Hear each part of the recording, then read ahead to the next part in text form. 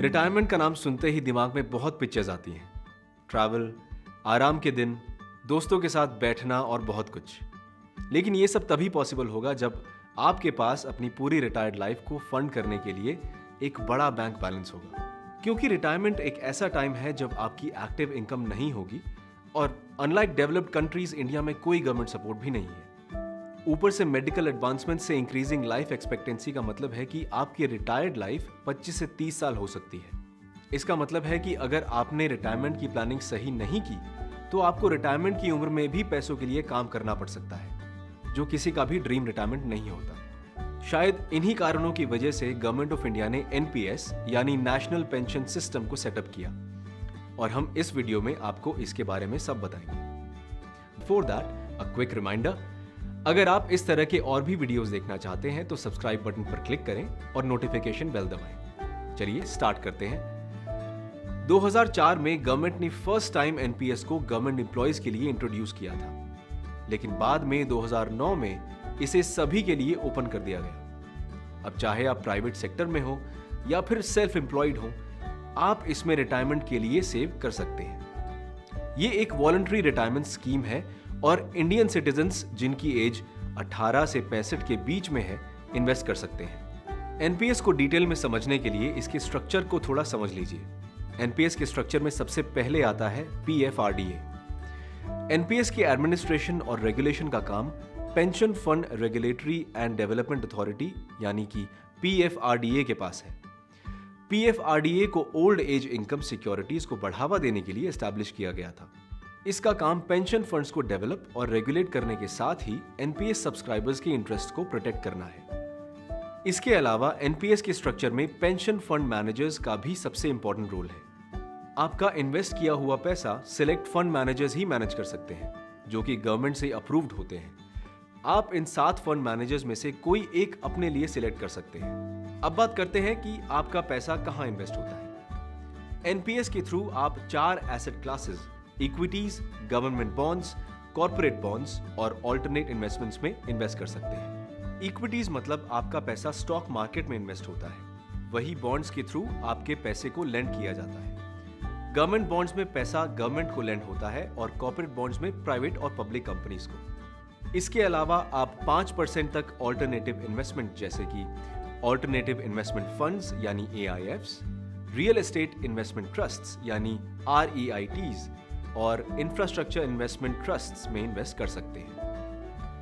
अगर रिस्क की बात करें तो इक्विटीज में हाई रिस्क रहता है। Government bonds have low risk and corporate bonds have moderate risk. Alternative investment सबसे ज्यादा रिस्की एसेट क्लास है। आइए अब बात करते हैं कि ये कैसे डिसाइड होता है कि हर एसेट क्लास में कितना पैसा इन्वेस्ट होगा। एनपीएस में आप अपने रिस्क के अकॉर्डिंग एसेट एलोकेशन डिसाइड कर सकते हैं। ऐसा करने के लिए आपको 2 तरीके मिलते हैं, एक्टिव चॉइस और ऑटो चॉइस।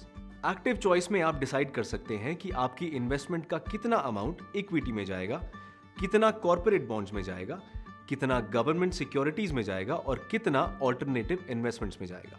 आप अपनी रिक्वायरमेंट्स के हिसाब से एसेट एलोकेशन को साल में 2 बार चेंज भी कर सकते हैं, लेकिन इसमें कुछ कंडीशंस हैं। आप 50 साल की एज तक इक्विटीज में मैक्सिमम 75% इन्वेस्ट कर सकते हैं। उसके बाद हर साल अगले 10 सालों के लिए यह लिमिट 2.5% से कम होती जाएगी और इस वजह से आप 60 एंड अबव एज में मैक्सिमम 50% इक्विटीज में इन्वेस्ट कर पाएंगे। ऑल्सो रिमेंबर, आप एआईएफ्स में मैक्सिमम 5% ही इन्वेस्ट कर सकते हैं। ऑटो चॉइस, अगर आप एसेट एलोकेशन का झंझट नहीं लेना चाहते तो आप इसे ऑटो चॉइस के थ्रू ऑटोमेट कर सकते हैं। इस ऑप्शन में आपकी एज के साथ रिस्क ऑटोमेटिकली कम होता जाता है। आइए इसको थोड़ा डिटेल में समझते हैं।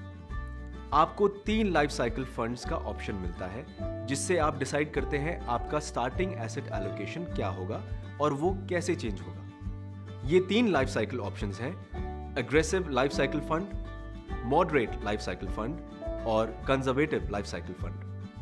एग्रेसिव लाइफ साइकिल फंड उनके लिए सूटेबल है जो हाई रिस्क ले सकते हैं। इस ऑप्शन में इक्विटी में मैक्सिमम 75% इन्वेस्ट होता है अगर आपकी एज 35 या उससे कम है।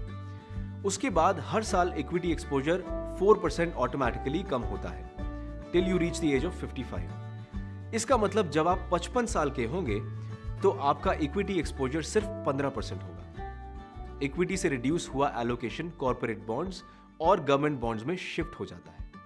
मॉडरेट लाइफ साइकिल फंड में इक्विटी एलोकेशन 50% से शुरू होकर 10% तक रिड्यूस होता है। वहीं कंजर्वेटिव लाइफ साइकिल फंड में ये 25% से शुरू होकर 5% तक जाता है। कहां और कैसे आपके पैसे इन्वेस्ट होते हैं ये तो आपने जान लिया। चलिए अब बात करते हैं कि इस पैसे को कब और कैसे विड्रॉ कर पाएंगे। जैसे कि हमने स्टार्टिंग में कहा था कि एनपीएस एक रिटायरमेंट सॉल्यूशन है जो आपको रिटायरमेंट के लिए फाइनेंशियली रेडी करने के लिए लॉन्च किया गया। तो मेक श्योर आप इस बात से भटके नहीं। आप एनपीएस में इन्वेस्ट किए अमाउंट को 60 साल की उम्र में ही विड्रॉ कर पाएंगे।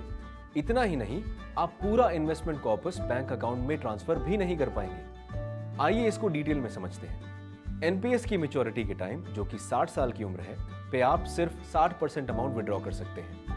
अब आप सोच रहे होंगे कि वाई ओनली 60%? इसका रीजन है कि पीएफआरडीए ने तय किया है कि आपकी पूरी रिटायरमेंट में एक रेगुलर इनकम होनी चाहिए। इसीलिए बाकी 40% आपको एक रेगुलर इनकम के तौर पर विड्रॉ करनी पड़ेगी। इसे आसान बनाने के लिए बाकी 40% एक एन्युटी प्रोवाइडर को दिए जाते हैं जो आप सिलेक्ट कर सकते हैं। एन्युटी प्रोवाइडर आपको पेंशन के तौर पर हर महीने एक फिक्स्ड अमाउंट देगा। हालांकि एनपीएस आपका पैसा रिटायरमेंट तक लॉक करता है।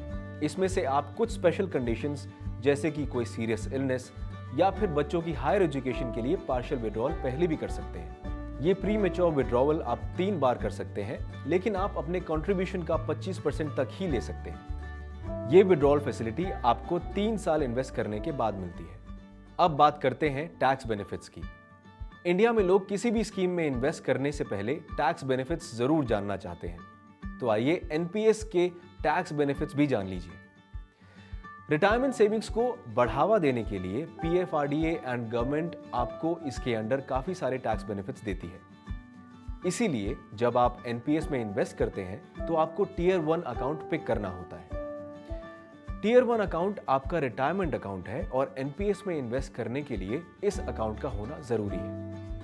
इस अकाउंट में इन्वेस्ट किए गए पैसे पर ऊपर बताए विड्रॉवल रूल्स अप्लाई होते हैं और टैक्स बेनिफिट्स भी सिर्फ इस अकाउंट में सेव किए पैसे पर मिलते हैं। टियर 2 अकाउंट एक सेविंग कम इन्वेस्टमेंट अकाउंट है और इसमें से आप कभी भी पैसे निकाल सकते हैं। टियर 1 अकाउंट होल्डर ही टियर 2 अकाउंट ओपन कर सकता है। चलिए अब टैक्स बेनिफिट की बात करते हैं। एनपीएस में आप under different section total 2 lakh का डिडक्शन क्लेम कर सकते हैं। Let's see how.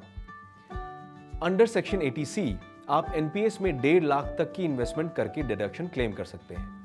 इसके अलावा आप सेक्शन 80CCD1B के अंडर एनपीएस में एडिशनल 50,000 इन्वेस्ट करके डिडक्शन क्लेम कर सकते हैं। इतना ही नहीं, अगर आपका एम्प्लॉयर एनपीएस का ऑप्शन अवेलेबल करवाता है तो आप अपनी बेसिक सैलरी प्लस डीए का 10% तक इन्वेस्ट करके और भी टैक्स बचा सकते हैं। बट इसके टैक्स बेनिफिट्स यहीं खत्म नहीं होते।